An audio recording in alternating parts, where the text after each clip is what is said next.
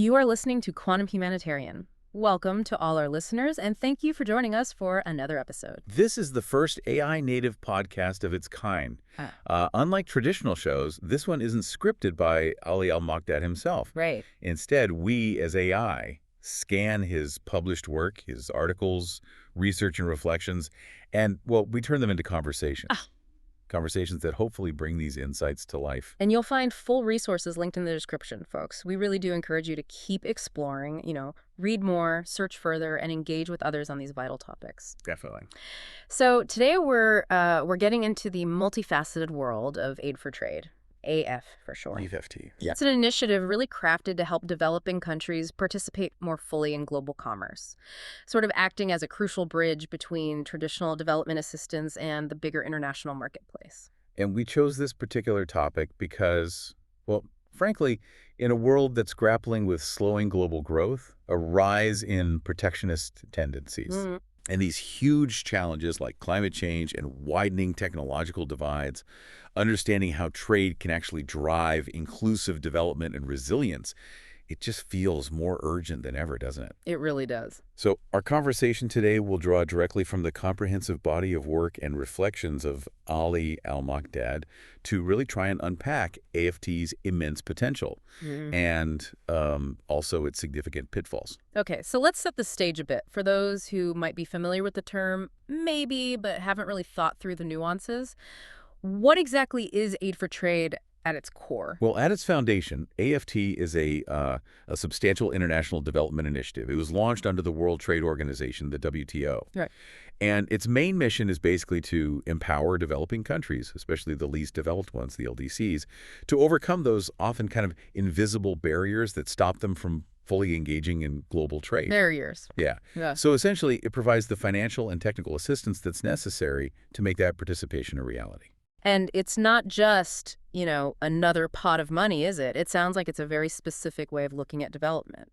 Precisely. It's categorized as a subset of official development assistance, ODA. But what makes it different is its emphasis on trade. Not just trade as an outcome of development, but as a direct, active catalyst for sustainable economic growth and ultimately long-term poverty reduction. Interesting. So a catalyst. Exactly. Its origins, conceptually, they trace back to the WTO's Doha Development Round in 2001. That's where developing countries clearly said, look, we need direct support to actually implement these trade agreements we're signing. Ah, okay. So it came from them initially. That was the push, yeah. Yeah. And then it formally launched at the 2005 Hong Kong Ministerial Conference. It was specifically designed to address the previous shortcomings of trade liberalization and make sure its benefits were shared more equitably. That context is really helpful. So beyond just, say, opening up markets, what are the broader aims of AFT that the sources highlight? What's it trying to achieve? Oh, the objectives are quite expansive, really. They include really foundational work, like helping countries build robust trade policies and regulations. That's essential for predictability, Sure, stability. Right. But it also covers enhancing critical economic infrastructure, everything from transport and energy grids to increasingly digital networks. These things can dramatically cut the real-world costs of doing trade. Makes sense. And beyond that, there's a strong focus on boosting productive capacity across various sectors, promoting inclusivity to make sure benefits reach marginalized groups. Important. Very. And increasingly, deeply integrating sustainability goals into trade practices. It's really becoming a remarkably holistic approach. And the scale of this whole effort is, well, it sounds pretty big. It truly is. A quick search online shows that between 2006 and 2023, AFT dispersed something like $730 billion. Wow, $730 billion. Yeah, across 156 economies. That's a significant global investment. It really underscores its pivotal role in international development efforts today. Looking at those numbers and thinking about how fast the world changes, it makes me wonder, how has AFT itself adapted, with all the increasing geopolitical tensions, the undeniable reality of climate change, those widening digital divides we mentioned? Right. Has it fundamentally changed its approach, or is it more like it's just adapting its existing tools to new problems? That's a great question. It has definitely evolved. One of the driving questions we've encountered in Ali Al Mokdad's insightful reflections is this. Could aid for trade, if done right, become the bridge between immediate humanitarian response and true long-term resilience?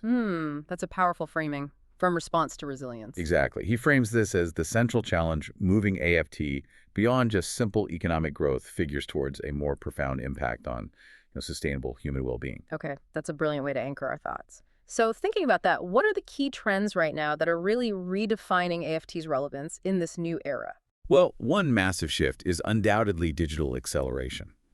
Our sources consistently highlight that investments in things like e-commerce readiness and basic digital skills, they're not optional anymore. No longer nice to have. Not at all. Yeah. They're absolutely crucial for bridging divides and just ensuring countries can actually participate fully in the modern digital economy. Okay. And alongside that, it feels like regionalism and South-South trade are really picking up steam too. Absolutely. If you look it up, you'll find that South-South trade between developing countries themselves now makes up roughly a third of global flows. A third. Yeah, and what's fascinating is it's expanding faster than the traditional north-south routes.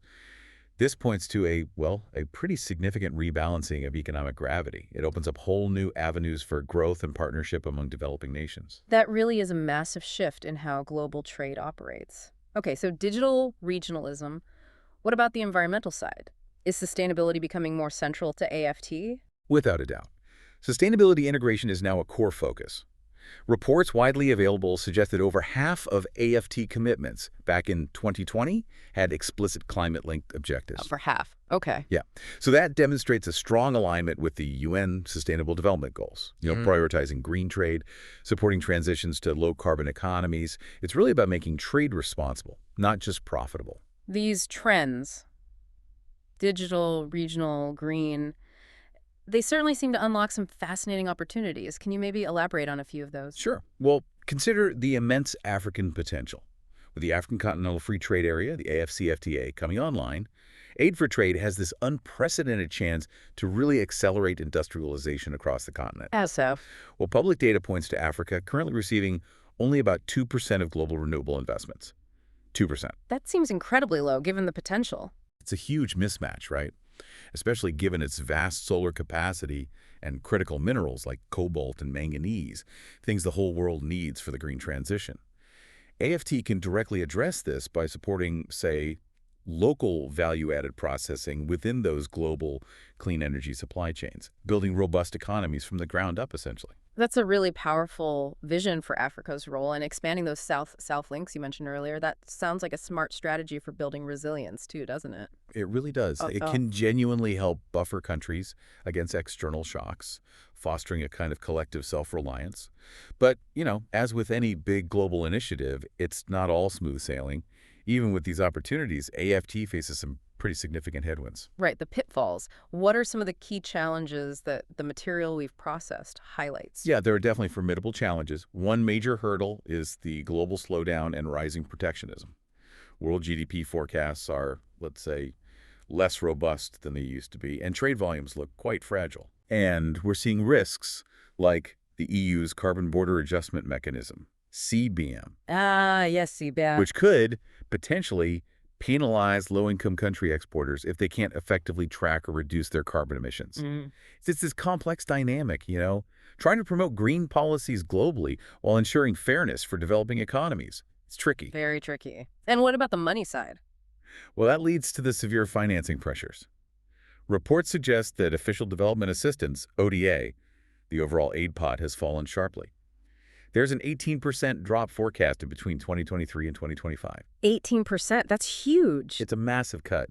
And when you consider that over half of low-income countries are already in debt distress, well, it drastically limits the resources available for AFT and its capacity to act decisively. That's a really grim financial picture, and I guess that ties into the third big challenge you mentioned, which is the weakening of multilateralism. Exactly. The erosion of the WTO-centered system, the one that's supposed to provide the rules of the game.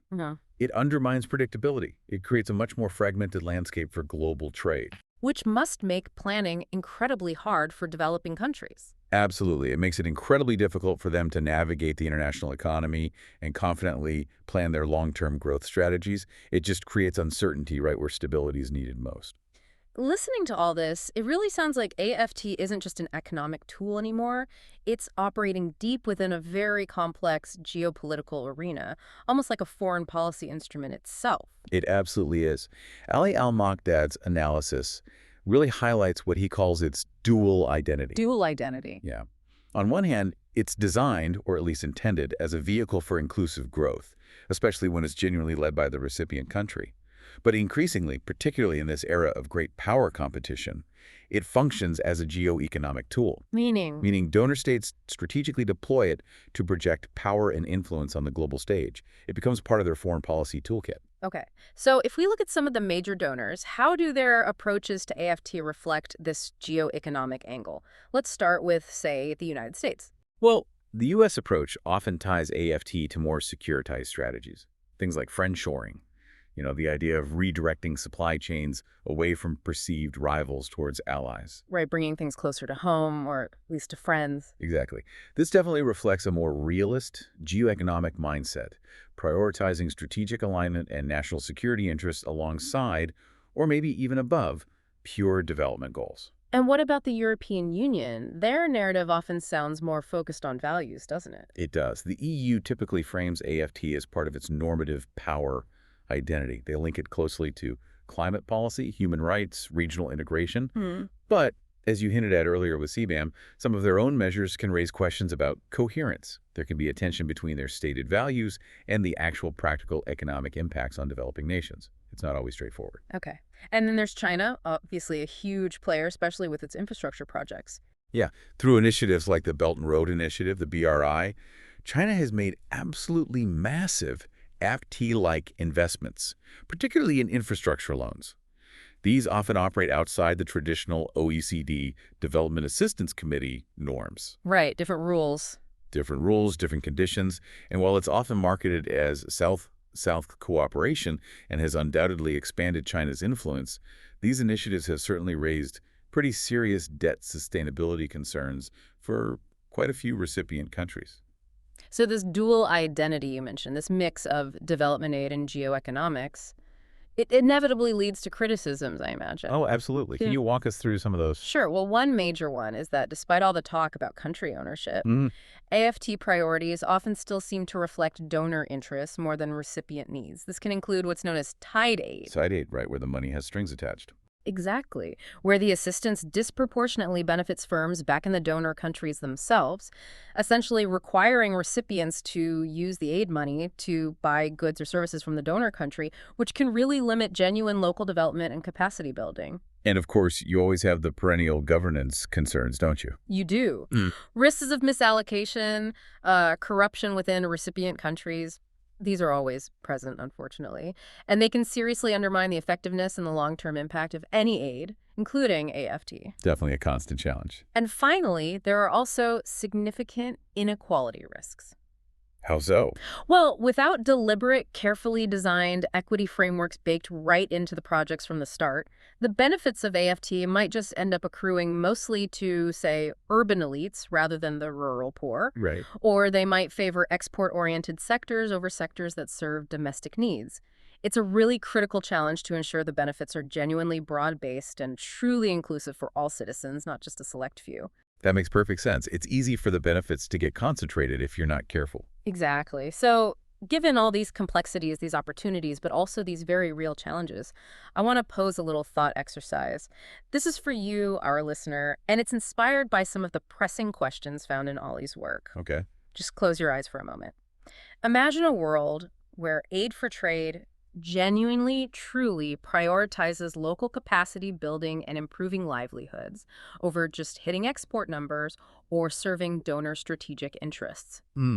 What would humanitarian action even look like if that kind of profound shift became reality? Who would genuinely benefit most from such a transformation? That's a big question, I know, but maybe one worth pondering for a minute. That's a really powerful thought exercise, Yeah. and it leads us directly to thinking about the future, doesn't it? Yeah. AFT, despite its many achievements, and it has had achievements, like demonstrably boosting exports for some countries, reducing trade costs. Right, it's not all bad news. No, not at all. Mm. But it still faces these structural limits. And the crucial question, maybe the question, is whether it delivers genuine structural transformation for economies, or if it's mostly just incremental adjustments Is it fundamentally changing the game or just making small improvements around the edges? That really is the core challenge, isn't it? Structural transformation versus just tinkering. Yeah. So, looking ahead, there's clearly this future-proofing imperative, as you might call it. AFET absolutely has to align with those twin transitions we talked about, digitalization and the green economy. It has to. Otherwise, there's real risk that least developed countries get penalized or, even worse, just completely locked out of the future global trading system. Right. So we're talking about supporting things like resilient, climate-smart infrastructure, advanced e-commerce platforms, and yes, public data even points towards emerging AI integration and trade facilitation now. It's really about equipping countries for tomorrow's economy, not just tweaking today's. Precisely.